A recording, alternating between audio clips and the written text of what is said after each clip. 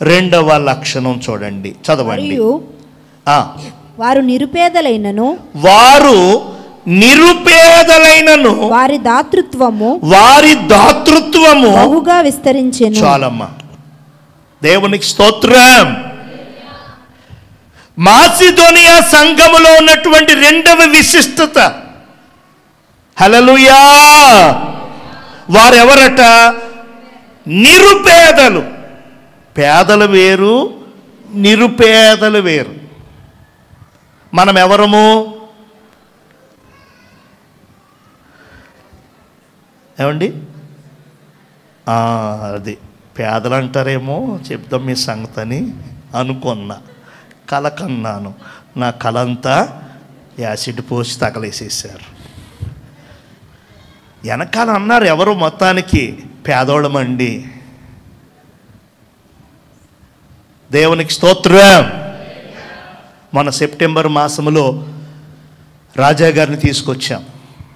అప్పుడు ఆయన ప్రసంగం చెప్పినప్పుడు ఆయన అడిగారు, మీకు గుర్తుందో లేదో, మీలో ఎవరైనా పేదవాళ్ళు ఉన్నారా చెయ్యొద్దండి అంటే మొత్తం అందరూ ఎత్తేసారు.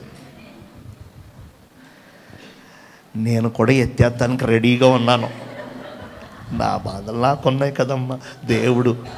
దేవుడు రాజాగారికి ప్రత్యక్షం ఏదైనా చేశారేమో, ఈ సేవకుడు కష్టంలో ఉన్నాడు, సంఘం కూడా కష్టంలో ఉందని లేపన వద్దా అనుకుంటా సునీత వైపు చూస్తున్నాను. ఆమె శుభ్రంగా కూర్చొని కొండలేక, సరే ఆవిడ ఆనప్పుడు లేదు కానీ ఊరుకొన్నా. ఎత్తితే ఉంది నా పని. మొత్తం చాలామంది ఎత్తేసారండి. మీలో పేదలు ఎవరైనా ఉన్నారంటే ఎత్తేసారు అందరూ. దేవునికి స్తోత్రం. 3 పూట్ల భోజనం ఉందా అన్నారు, ఉందండి అన్నారు. కట్టుకోవడానికి బట్టలు ఉన్నాయా అన్నారు, ఉన్నాయన్నారు. ఉండటానికి ఇల్లు ఉందా అంటే ఉందండి. మరి మీరు పేదలేంటి అన్నారు. ఈలాగా మెల్లిగా అమ్మయ్య స్తోత్రం అని ఎత్తలేదు. ఎత్తితే అయిపోదును బాబోయ్ అని అనుకున్నాను నేను. దేవునికి స్తోత్రం. 3 పూటల్లో ఒక్క పూట కూడా ఆహారం లేని వారు ఉన్నారు. కట్టుకోవడానికి వస్త్రాలు లేని వారు ఉన్నారు. ఉండడానికి సరైన ఇల్లు, సొంత గృహమో అద్దె గృహమో లేని వాళ్ళు కూడా చాలామంది ఉన్నారు. దేవునికి స్తోత్రం. మొన్నొక షార్ట్లో చూశాను, మొన్నొక చిన్న వీడియో వస్తే చూశాను. బెంగళూరులో సాఫ్ట్వేర్ ఇంజనీర్ అంట అతనికి 60,000 అంట నెలకి జీతం. దేవునికి స్తోత్రం. ఎక్కడుంటున్నాడో తెలుసా? వంతులు వేస్తారు కదా, బైపాస్ వంతుల్లో, ఆ వంతునికి పిల్లర్లు ఉంటాయి కదా, ఆ పిల్లర్కి ఆ కింద ఒక గదిలాగా ఉంటే దాంట్లో ఉంటున్నాడంట. రీల్ చేసి పెట్టాడు. బెంగళూరులో సింగిల్ రూమ్ తీసుకోవాలన్నా సరే 25,000, నా జీతమేమో 30,000, 60,000. మరి 25,000 రూమ్కి ఇస్తే నేను ఏం తినాలి? నా ఇంటి దగ్గర తల్లిదండ్రులు చాలా పేదోళ్ళు, నా తోబుట్టు, వాళ్ళకి ఏం పంపాలి? నేను ఇంకా హయ్యర్ స్టడీ చదవాలి, నేనేం కట్టాలి? కాబట్టి నేను ఈ పిల్లర్ల మధ్య ఉంటున్నాను. అక్కడే ఉన్నాడండి అతను. దేవునికి స్తోత్రం. మనం ఏదో డెవలప్ అయిపోయాము, మనం ఏదో టెక్నాలజీతో ఎదరికెళ్ళిపోతున్నాం అనుకుంటున్నాం. కానీ ఏమండి, తినడానికి తిండి లేనివారు, కట్టుకోవడానికి బట్టలు లేనివారు, ఉండడానికి నిలువ నీడ లేనటువంటి వారు ఎంతోమంది ఉన్నారు. గవర్నమెంట్ లెక్కల్లో అది ఉంది. దేవునికి స్తోత్రం. 135% నిరుపేదలంట, తినడానికి లేనివారు. హల్లెలూయా. 50% పేదలంట. ఏమండి, 35 అది, 50 ఇది అయితే 85 తీసేస్తే మధ్యతరగతి చెందినటువంటి వారు 12% అంట. ధనవంతులు 3% అంట. దేవునికి స్తోత్రం. ఇది గవర్నమెంట్ లెక్క. అయితే నేను చెప్తున్నాను, మనము పేదవాళ్ళం కాదు. అప్పో చొప్పో తర్వాత సంగతి. మనం కావలసింది తింటున్నాం, కావలసింది కట్టుకుంటున్నాం, కావలసిన చోట నివసిస్తున్నాం, కావలసినవి ఉపయోగించుకుంటున్నాం వస్తువులు. పేదోళ్ళం కాదు మనం. దేవునికి స్తోత్రం. ఈ మాసిదోనియా సంఘములో వారంట బైబిల్ చెబుతుంది, గవర్నమెంట్ లెక్కలైనా తప్పు కావచ్చు, రాజకీయ నాయకుల మాటలైన తప్పు కావచ్చు, నా మాటలైన తప్పు కావచ్చు, కానీ బైబిల్ చెప్తుంది, అపోస్తలుడైన పౌలు గారు చెప్తున్నారు, వారు నిరుపేదలైనను. చెప్పండి, వారు పేదలు కాదు, నిరుపేదలు. దేవునికి స్తోత్రం. నిరుపేదలైనా సరే దేవునికి ఇచ్చే విషయంలో, దేవునికి ఏదైనా చేసే విషయంలో, దేవుని కొరకు ఏదైనా ఆ విషయంలోనంట వారు బహుగా, దేవునికి స్తోత్రం, వారికి ఉన్నా లేకపోయినా దేవునికి ఇచ్చే విషయంలో దిట్ట. అందరూ వారిని చూసి చాలా మాట్లాడుతున్నారట. ఏమని? ఎక్కడికి వెళ్తున్నావు? గుడికి. ఏంటది నీ చేతిలో? కానుక. నీకుందా? నాకు లేదు. నీకు ఇల్లుందా? ఇల్లు లేదు. నీకు తినడానికి సాయంకాలం ఏదన్నా ఉందా? లేదు. మరి నీకు ఇల్లు లేదు, వాకిల్ లేదు, ఏమీ లేదు, అయినా అంత డబ్బా నిండా ఏంటి పట్టుకెళ్తున్నావు నువ్వు? నీకేమన్నా బుర్ర తేడా వచ్చిందా అని కొంతమంది అడుగుతుంటే, ఏం పర్వాలేదు మాకు, లేకపోయినా పర్వాలేదు మాకు, మేము మా దేవునికి ఇస్తున్నాం. దేవునికి ఇస్తే ఏమవుతుంది? దేవుడు దీవిస్తాడు. దేవునికి ఇస్తే ఏమవుతుంది? దేవుడు ఆశీర్వదిస్తాడు. దేవునికి స్తోత్రం అని అంటున్నారంట వాళ్ళు. అది చూసి పౌలయ్య గారు ఆశ్చర్యపోయారు. దేవునికి స్తోత్రం. నిరుపేదలైనను, చెప్పండి, హల్లెలూయా. మనం ఏమని మాట్లాడతామంటే అక్కడ, మా దగ్గర ఉంటే ఇస్తామండి, మా దగ్గర లేనప్పుడు ఏమేమోమండి, ఆయనకంటే గవర్నమెంట్ ఉద్యోగం, ఈయనకంటే చెరువులు, ఆవిడకంటే అమ్మోళ్ళు మంచి ఉన్నవాళ్ళు, వీళ్ళకంటే వాళ్ళ అని ఏదో చెప్తాం మనం. అంటే మన దగ్గర ఉంటే ఇవ్వాలి అనుకుంటాం మనం, మనకి కలిగితే మనం చెయ్యాలి అని అనుకుంటాం. మనకి లేకపోతే, మన దగ్గర ఉండకపోతే మనం ఇచ్చే విషయంలో, దేవుని కొరకు ఏదైనా చేసే విషయంలో ఎక్కడో ఉంటాం. అయితే మాసిదోనియా సంఘం మాత్రం వారు నిరుపేదలట. నిరుపేదలైనను దాతృత్వము కలిగి. దేవునికి స్తోత్రం. దేవుని కోసం, దేవుని పేరిట, దేవుని మందిరము, దేవుని సంఘము, దేవుని ప్రజల కోసం వారు సహృదయముతో, మంచి హృదయముతో, దాతృత్వం కలిగి, నా ఇంట్లో ఏదైనా పని వచ్చింది నేను చేసుకోనా, చక్క పెట్టుకోనా, నాకు ఏదైనా కష్టం వచ్చింది దాని నుంచి బయటపడ్డాన్ని చూసుకోనా, అట్లే మా దేవుని మందిరము, మా దేవుని సంఘము, మా దైవజనుడు, మా సంఘ బిడ్డ అనేటువంటి అర్థంతో వారు ఇమిడి ఉండేవారట. అది దాతృత్వము. దేవునికి స్తోత్రం. హల్లెలూయా. వారు చిత్తు కాగితాలు అమ్ముకునేవారట. డిక్షనరీలో రాశారు, మాసిదోనియా సంఘం చేసే పనులు ఏంటంటే చిత్తు కాగితాలు ఏరుకునేవారట, దారాలు కుట్టుకునేవారట, దారాలు అల్లుకునేవారట, పూసలు అమ్ముకునేవారట. ఆలోచించండి. దేవునికి స్తోత్రం. వాళ్ళ పనులు అలాంటివి. వారి సంపాదన అంతంత మాత్రం. ఉండడానికి ఇల్లు లేదు, వాకిల్ లేదు.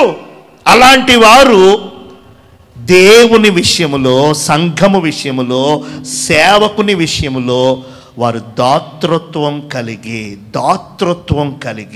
దేవునికి స్తోత్రం. దేవునికి ఇచ్చే భాగ్యవంతులైన వారు ఎంతోమంది ఉన్నారు. దేవునికి ఇవ్వకుండా నేను గొప్పవాడిని అయ్యానని చెప్పుకోవడానికి ఒక్కరు కూడా లేరు. మన సమాజంలో, మన దేశంలో, మన రాష్ట్రంలో క్రైస్తవ్యం అంటే, సంఘాలంటే, క్రిస్టియన్స్ అంటే చాలా తక్కువగా ఉన్నారు. కానీ ప్రపంచ దేశాల్లోకి వెళితే ఆ లెక్కలు చూస్తే బుర్ర తిరిగిపోద్ది మనకి. దేవునికి స్తోత్రం. ప్రపంచ కుబేరుల్లో 10 మందిని మనం వరుసగా పెడితే 7 క్రైస్తవులు. చెప్పండి, 7. రోజుకి వారి సంపాదన, రోజుకి వార్నర్ బఫెట్ అనేటువంటి ఒక ఆయన ఉన్నారు, ఇంకా బతికే ఉన్నారు ఆయన. రోజుకి ఆయన సంపాదన 1200 కోట్లు. రోజుకి, ఒక్క రోజుకి 1200 కోట్లు. Warren Buffett. ఇంటికి వెళ్ళా చూసుకోండి ఆయన ఎటువంటి వ్యాపారాలు ఉన్నాయో. దేవునికి స్తోత్రం. 90% దేవునికి ఇస్తున్నారంట ఆయన. 90% ఇస్తున్నా ఇంకా మిగిలిపోయింది. దేవునికి స్తోత్రం. బిల్ గ్రేట్స్ విండోస్ కంపెనీ అధినేత. హల్లెలూయా. రోజుకి 100 కోట్లు ఆయనకి లాభం. ఆయన క్రైస్తవుడు. ఆయన సంపాదించిన అంతా కూడా 90% క్రైస్తవ సంస్థలకు. దేవునికి స్తోత్రం. ఇలా చెప్పుకుంటూ పోతే చాలా లిస్ట్ ఉంది. నేను చెప్పే విషయం ఏంటంటే, నాకు వచ్చాక నేను ఇస్తాననేది అందరూ అనేది. నాకు లేకపోయినా నేను ఇవ్వాలి, నేను చెయ్యాలి. నేను ఇచ్చేది మనిషికి కాదు, నేను చేసేది వ్యక్తికి కాదు, నా దేవునికి. నన్ను ప్రేమించి, నన్ను సజీవుడిగా ఉంచి, నా కోసం సమస్తాన్ని సమకూర్చిన నా దేవునికి అని నిండు మనస్సుతో ఇచ్చేవారిని దేవుడు జ్ఞాపకం చేసుకుంటున్నాడు. దేవునికి స్తోత్రం. మనుషులకి ఇవ్వాలంటే మనసు పుడుతుంది, కానీ దేవునికి ఇవ్వాలి, దేవునికి చెయ్యాలి అంటే మాత్రం మనసు చాలామందికి రావటం లేదు. మాసిదోనియా సంఘం యొక్క విశిష్టత అదే. వారు నిరుపేదలైనను వారి దాతృత్వం మాత్రం ఎలాగంట విస్తరించటం కాదు, బహుగా విస్తరించింది. దేవునికి స్తోత్రం. బహుగా విస్తరించింది. ఉన్నదో లేదో అనవసరం, తినడానికి ఉందో లేదో, కట్టుకోవడానికి ఉందో అనవసరం, బహుగా విస్తరించిందంట దాతృత్వం. అందుకనే వారి గురించి పౌలయ్య గారు ప్రస్తావించారు. ముందుకెళ్దాం. ఈ కృప విషయములోను పరిశుద్ధుల కొరకైన పరిచర్యలో పాలు పొందు విషయములోను మనఃపూర్వకముగా మమ్మును వేడుకొనుచు వారు తమ సామర్థ్యము కొలదియే కాక సామర్థ్యము కంటే ఎక్కువగాను తమంతట తామే ఇచ్చిరని నీకు సాక్ష్యం ఇచ్చుచున్నాను. మూడవ విశిష్టత ఏంటంటే, కృప విషయములోను పరిశుద్ధుల కొరకైన పరిచర్యలో పాలు పొందు విషయంలోనూ మనపూర్వకంగా మమ్మను వేడుకుంటూ. దేవునికి స్తోత్రం. చెప్పండి, ఏ విషయంలో వేడుకుంటున్నారట? పరిచర్య విషయంలో. ఏమన్నా అడగటం కాదు, బ్రతిమలాడుతున్నారట. అయ్యగారండి, అన్నయ్య, పాస్టర్ గారు, నేను పరిచర్య చేస్తాను, ఏదైనా పని ఉంటే చెప్పండి, ఏదన్నా కార్యక్రమం ఉంటే చెప్పండి.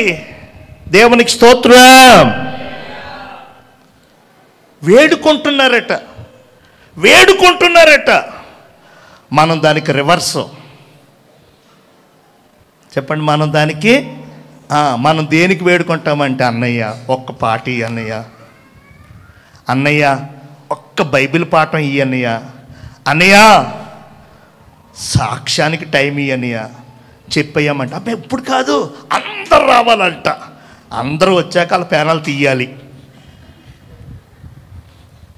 బస్సు ఎక్కాను, టికెట్ తీశాను, టికెట్ జారిపోయింది.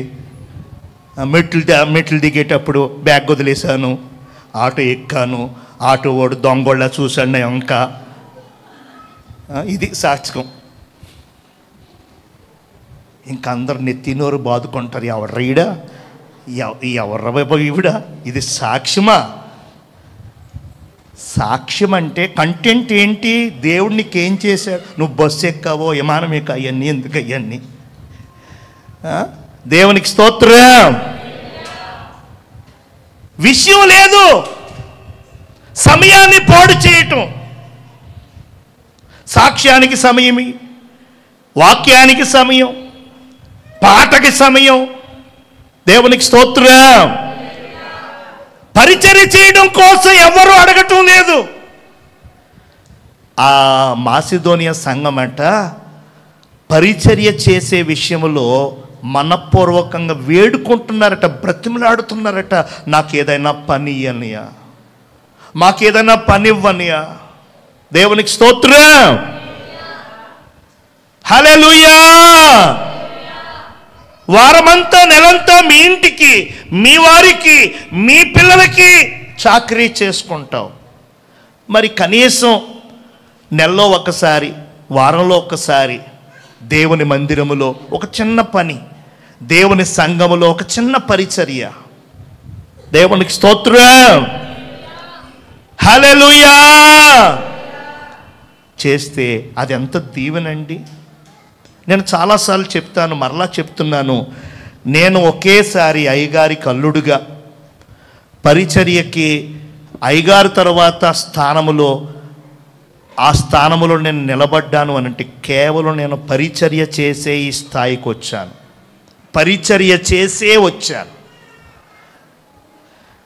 నేను రక్షణ పొందాక దైవజనులు నాకు ఇచ్చిన పరిచర్య ఏంటంటే, ఫస్ట్ నన్ను బాత్రూములు కడగమన్నారు.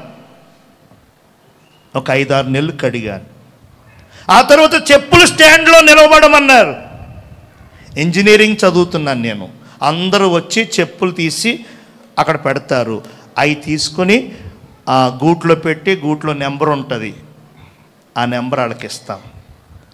వాళ్ళు ఎన్నిసార్లు వచ్చి ఆ టోకెన్ ఇచ్చి మా చెప్పులు ఇమ్మన్నా ఇవ్వాల్సిందే. నేను ప్రార్థనకి ఇస్తానంటే కుదరదు. ఆ చెప్పుల స్టాండ్లో ఒక 2 నెలలు 3 నెలలు ఉన్నాను.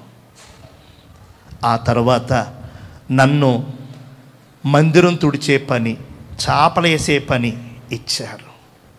ఆ తర్వాత బుక్ స్టాల్లో కూర్చోబెట్టారు నన్ను.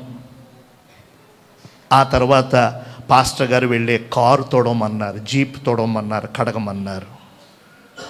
ఆ తర్వాత పాస్టర్ గారు నన్ను బాగా ప్రేమించి వాళ్ళ ఇంట్లో చేర్చుకుని అసలు అన్నీ నాకు పెట్టేవారు. నేను కూడా వారి బిడ్డలాగా అన్ని పనులు చేసేసేవాడిని. 1 సంవత్సరంలో అలాగ మారిపోయింది. దేవునికి స్తోత్రం. మహాముక్కోపిని, తగ్గించుకునే స్వభావం నాకు లేదు. చిన్నప్పటి నుంచి ఏ పని చేయను. టీ తాగేసిన తర్వాత ఆ కప్పు పట్టుకోవడానికి మళ్ళా మా అమ్మ రావాలి దొడ్డు వైపు నుంచి. అమ్మా అనేవాడిని. అమ్మ ఉంటే వచ్చేస్తుంది, లేదా పైపు దగ్గరికి వెళ్ళింది అనుకో, లేదా సందులోకి ఎక్కడికన్నా ఏదైనా పని మీద వెళ్ళింది అనుకో, 2 సార్లు పిలిచి కప్పు ఇలా గిరటేసేసేవాడిని. కనీసం వంగితే కిందకు అందుతుంది, వంగడానికి కూడా బద్ధకం. అమ్మ అని పిలిచిన వెంటనే వచ్చేయాలి మా అమ్మ. వచ్చేసి నా చేతిలో ఉన్న కప్పు, ఆ పాస్ నోరుతో తాగేసిన ఆ పాస్ కప్పు మా అమ్మ పట్టుకుని వెళ్ళాలి. మా తమ్ముడు తాగేసి శుభ్రంగా వెనకట్టుకెళ్ళేవాడు. మా నాన్నగారు తాగేసి అక్కడ ఒబ్బిడిగా పెట్టేవారు. నేను మాత్రం కాళ్ళు చేతులు పని చేయట్లేదు కదా నాకు, అందుకని. దేవునికి స్తోత్రం. పని చేస్తే ఆరోగ్యం. దేవునికి స్తోత్రం. హల్లెలూయా. అలాంటి గర్విష్ఠుణ్ణి దేవుడు అణచి నన్ను ఈ స్థితిలో, నాకు తెలియదు అప్పుడు, నాకు తెలియదు అసలు నేను ఇలా అవుతానని. దేవుడు నన్ను ప్రేమించి నా మనస్సును మార్చి హృదయాన్ని అణచి నన్ను ఆ సేవకుల దగ్గర పెట్టి ఆ పరిచర్య అంతా చేయించారు. నన్ను ఈ ప్లేస్లో నిలబెట్టారు. దేవునికి స్తోత్రం. పరిచర్య చాలా గొప్పదండి. పరిచర్య, దేవుని పరిచర్య, దేవుని మందిర పరిచర్య, సేవా పరిచర్య,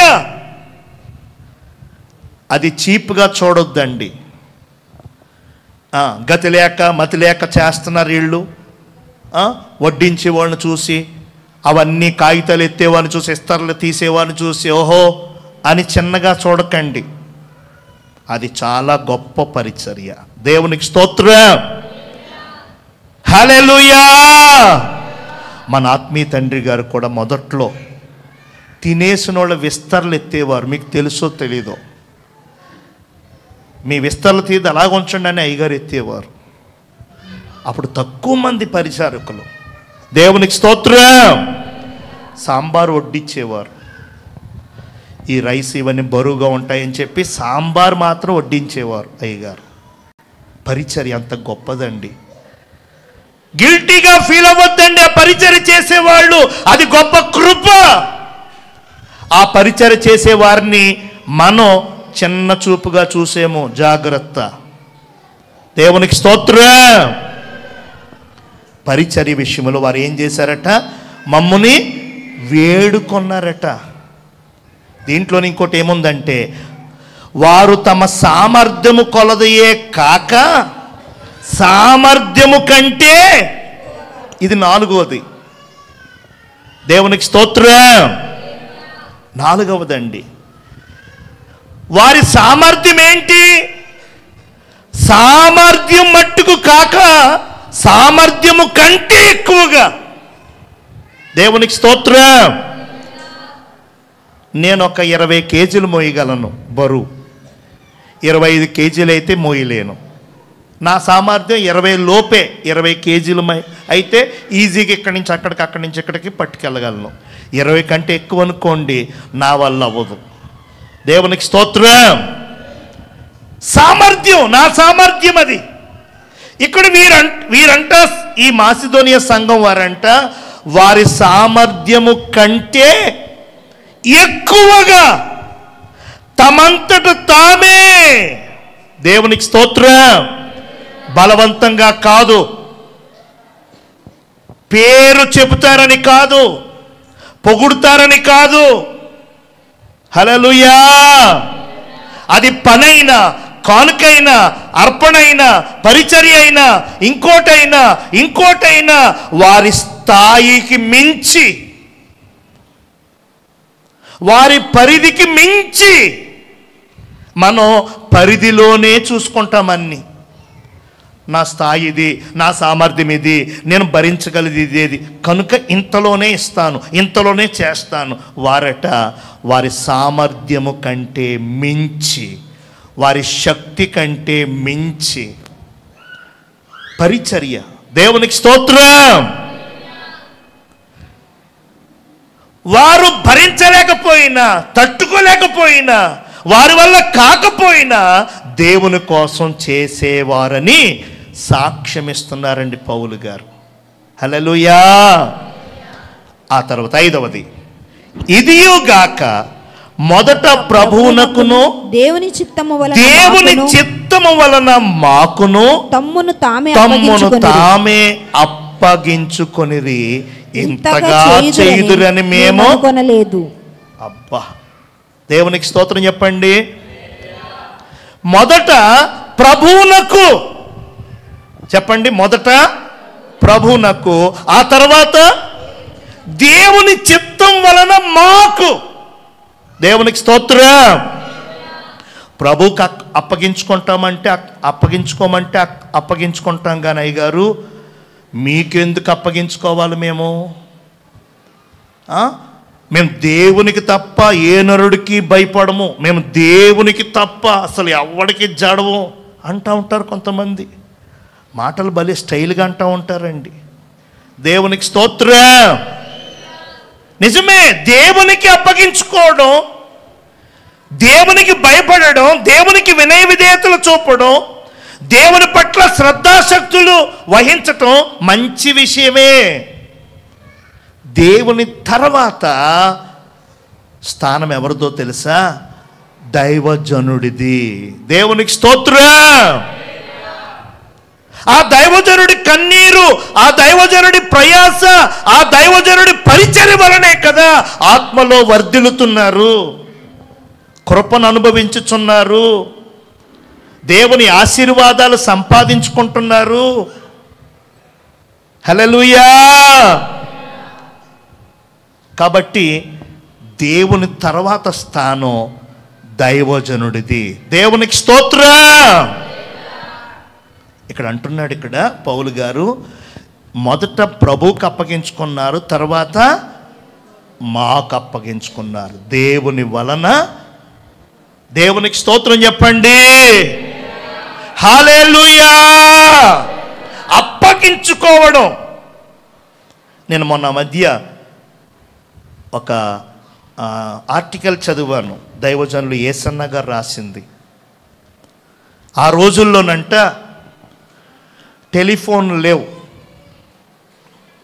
సెల్ ఫోన్లు లేవు. గుంటూరులో బయలుదేరేటప్పుడు ఏమండి నారాయణపురమో లేకపోతే అక్కడ చేబ్రోలో ఏదో ఊరి దగ్గర హోసన్న సేవకులుంటే వారికి కబురు చెప్పారట. ఏమని? నేను ఇలాగా ఈ రోడ్డంట పలానా రావులపాలెం వెళుతున్నాను మీటింగ్కి కారులో, నువ్వు యాంప్లిఫైర్ పట్టుకొని గొట్టాలు పట్టుకుని రోడ్డు మీద నిలబడు, కారు ఎక్కించుకొని తీసుకెళ్తాం. 3 రోజులు మీటింగ్లు 2 రోజులు మీటింగ్లు అయిన తర్వాత మరలా అక్కడి నుంచి వచ్చేటప్పుడు మరలా నిన్ను ఆ మైక్ సెట్ని అక్కడ దించేస్తామని కవర్ పెట్టారట. కవర్ పెట్టారు, లేక ల్యాండ్ ఫోన్ ట్రంక్ కాలో మొత్తానికి ఏదో చేశారు. అయ్యగారు వాళ్ళు బయలుదేరాలి. అక్కడ దారిలో ఆ ప్లేస్ మర్చిపోయి వెళ్ళిపోయారంట. ఆ దైవజనుడు మైక్ సెట్ పెట్టుకుని తెల్లబట్టలు వేసుకుని రోడ్డు మీదే ఉన్నాడు. ఆ చెట్టు కింద ఉండు అన్నారంట, ఆ చెట్టు కిందే ఉన్నాడు. ఆయన వెళ్ళిపోయారు మర్చిపోయి. రావులపాలెం వెళ్ళాక మెలకు వచ్చిందట. సర్లే అని ఇంకా మళ్ళీ వెనక్కి ఏం వస్తాములే అని చెప్పి 2 రోజులు మీటింగ్లు అయిపోయిన తర్వాత బయలుదేరి వస్తుంటే యేసన్న గారు ఆ శిష్యుడికి ఎక్కడైతే మైక్ సెట్ పట్టుకుని చెట్టు దగ్గర నిలబడమన్నారో అక్కడే ఒక తెల్లబట్టలు కానీ దుమ్మట్టేసి, మొహానికి దుమ్మట్టేసి, బట్టలన్నీ దుమ్మట్టేసి, చేతిలో 2 సంచులు పట్టుకుని అలాగే నిలబడి ఉన్నాడంట. ఆయన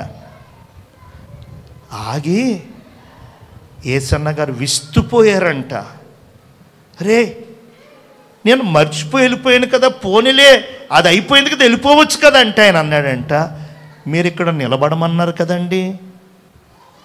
దేవునికి స్తోత్రం. హల్లెలూయా.